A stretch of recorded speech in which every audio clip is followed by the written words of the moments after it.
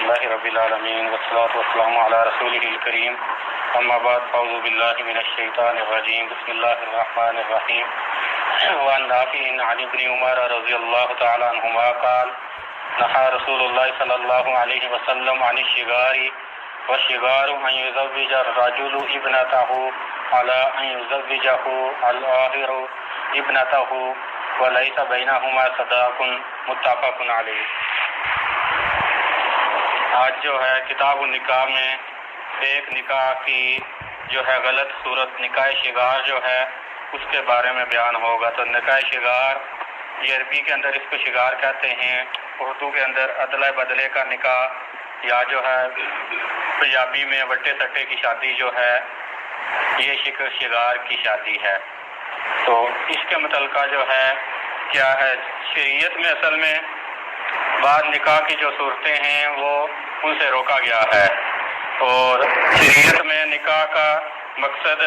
یہی ہوتا ہے کہ دو خاندانوں کو جوڑا جائے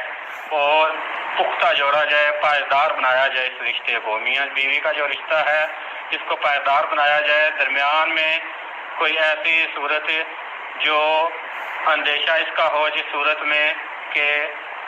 مستقبل میں اس رشتے میں درار پڑ سکتی ہے، تو شریعت اس رشتے سے اس جو ہے صورت سے روکتی ہے۔ نکاح شغار جو ہے یہ بھی ایسی صورت ہے جس میں بظاہر تو دو خاندان ملتے نظر آتے ہیں، لیکن بسا اوقات ان دو خاندانوں میں جو ہے نفرتیں جو ہیں، اختلافات اتنے بڑھ جاتے ہیں کہ جدائیاں پھر ہو جاتی ہیں۔ اور اسی طرح میاں بیوی کا جو رشتہ جو ہے جس کو پائیدار بناتا ہے اسلام، اس کے اندر بھی پائیداری باقی نہیں رہتی، بلکہ جو ہے کہ ایک رشتے کی وجہ سے دوسرا رشتہ بھی ٹوٹ جاتا ہے۔ اس لیے شریعت نے اس سے منع کیا ہے۔ نکاح شغار کے متعلقہ نافع وہ عبداللہ بن عمر رضی اللہ تعالیٰ عنہما سے بیان کرتے ہیں، کہتے ہیں کہ رسول اللہ صلی اللہ علیہ وسلم نے نکاح شغار سے منع کیا۔ تو بعض روایات کے اندر صحیح مسلم کے اندر یہ الفاظ ہیں کہ لا شغار فی الاسلام، اسلام میں نکاح شغار کی کوئی جو ہے شکل نہیں ہے، یعنی کہ نکاح شغار جو ہے اسلام کی طرف سے نہیں ہے۔ یہ الفاظ بھی صحیح مسلم کے ہیں۔ تو نکاح شغار سے کیا مراد ہے، اسی روایت کے اندر آگے وضاحت ہے کہ شغار کہتے ہیں کہ کوئی آدمی اپنی بیٹی کی شادی اس شرط کے ساتھ دوسرے آدمی سے کرے کہ وہ دوسرا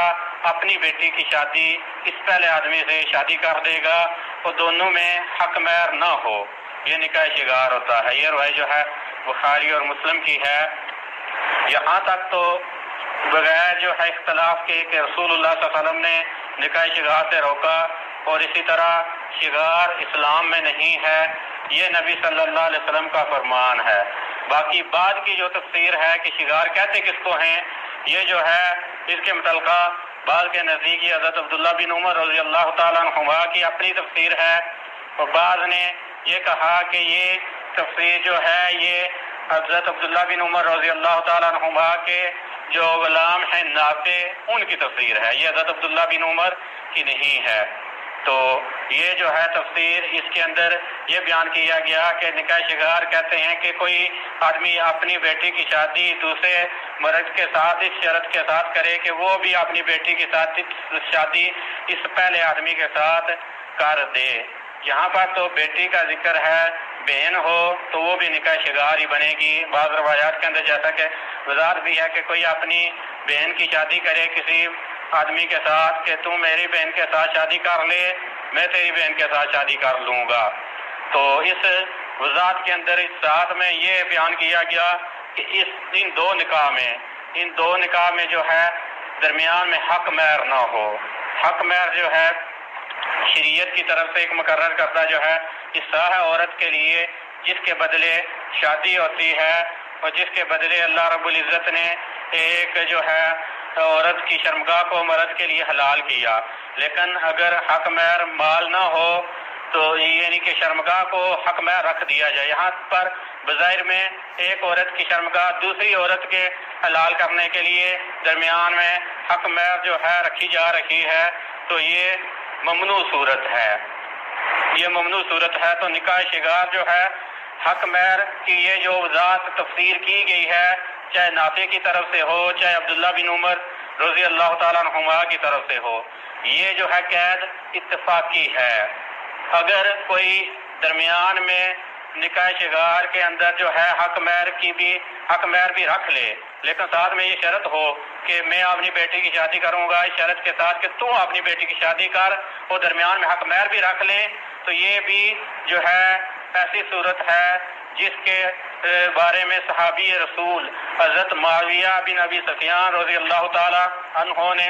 یہ فیصلہ کیا تھا کہ جدائی ڈالی جائے گی۔ حضرت عباس بن عبداللہ بن عباس، یہ نبی صلی اللہ علیہ وسلم کے چاچا کے پوتے ہیں عباس، انہوں نے جو ہے اپنی بیٹی کی شادی عبد الرحمن بن حکم کے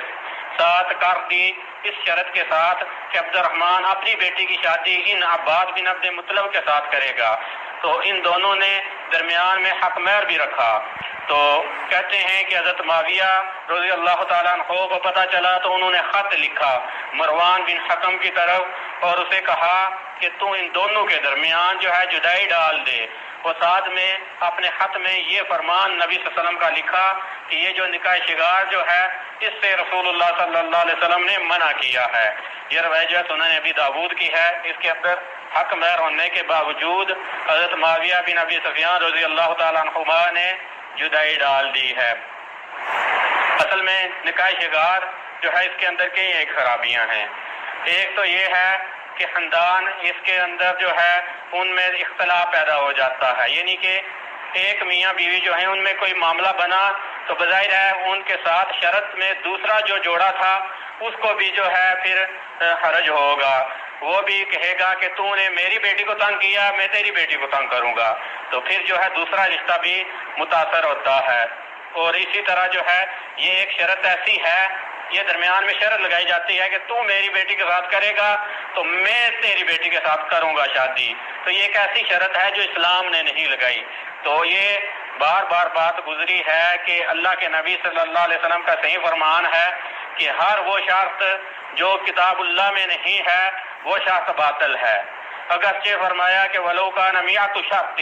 صحیح بخاری کی روایت ہے، فرمایا کہ اگرچہ 100 شرطیں آدمی لگا لے لیکن اسلام کی نہیں ہے شرط، تو وہ شرط کسی بھی کام کی نہیں ہے، وہ شرط جو ہے باطل ہوگی۔ تو اس کے اندر بھی ایک ایسی شرط لگائی جاتی ہے جو ہے باطل ہے، اسلام نے نہیں لگائی ہے۔ تو نکاح شگار سے اسلام نے روکا ہے۔ نکاح شگار جو ہے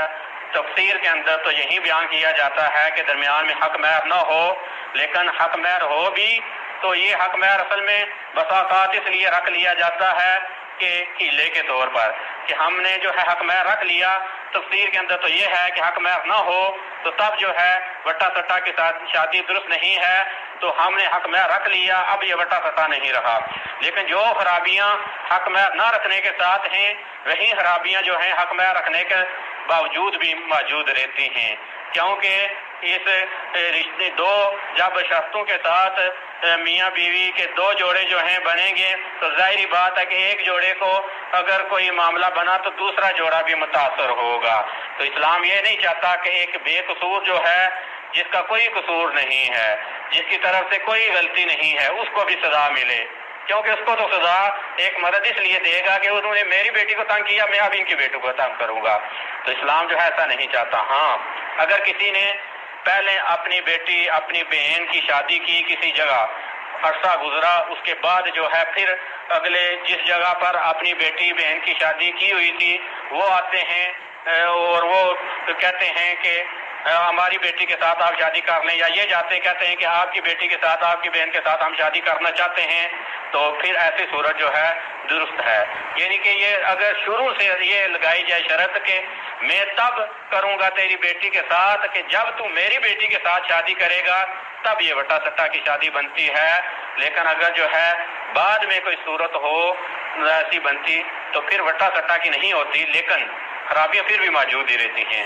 زیادہ بہتر یہی ہوتا ہے کہ ایسی صورت انسان بچے، کیونکہ خرابیاں پھر بھی ہیں، کیونکہ آدمی جب جو ہے ایک جگہ پر دوسرا رشتہ کرے گا تو ظاہر بات ہے کہ کوئی اگر مسئلہ بنا تو دونوں رشتے متاثر ہوں گے۔ لوگ یہ نہیں دیکھتے کہ غلطی کس کی تھی، معاملہ اس کے ساتھ ہے وہیں تک رہے، آگے نہ بڑھے۔ لیکن جو ہے انسان جو ہے یہ پھر بغض حسد کے اندر بڑھ جاتا ہے، وہ پھر جو ہے دوسرے رشتے کو بھی بغیر جو ہے کسی غلطی کے تنگ کرتا ہے، تو لہذا زیادہ بہتر یہی ہے کہ اس سے رکا جائے، لیکن کر لی جائے تو کوئی حرج کی بات نہیں ہے، لیکن عملاً جو مثالیں ہیں دنیا کے اندر وہ یہی ہیں کہ اس کے اندر بھی خرابیاں ہیں، بچا جائے۔ تو اگلی روایت جو ہے کل کے درس کے موضوع کے متعلقہ ہے، جیسا کہ اس کتاب کے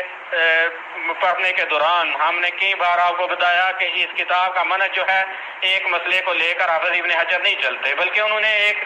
جو ہے حدیثیں جمع کی تھی، اور میں نے آپ کو بتایا تھا کہ حافظ ابن حجر نے یہ حدیثیں کس کے لیے جمع کی تھی، اگر کسی کو پتہ ہو تو وہ بتائے انہوں نے کس کے لیے یہ حدیثیں جمع کی تھی۔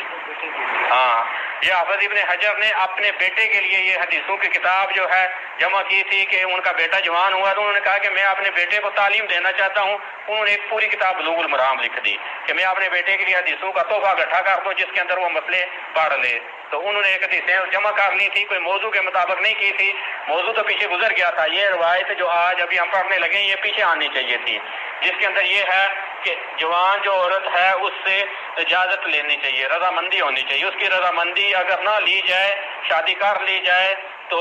اس عورت کو بعد میں اختیار ہے، وہ چاہے تو اپنا نکاح ختم کروا سکتی ہے حکومت وقت سے،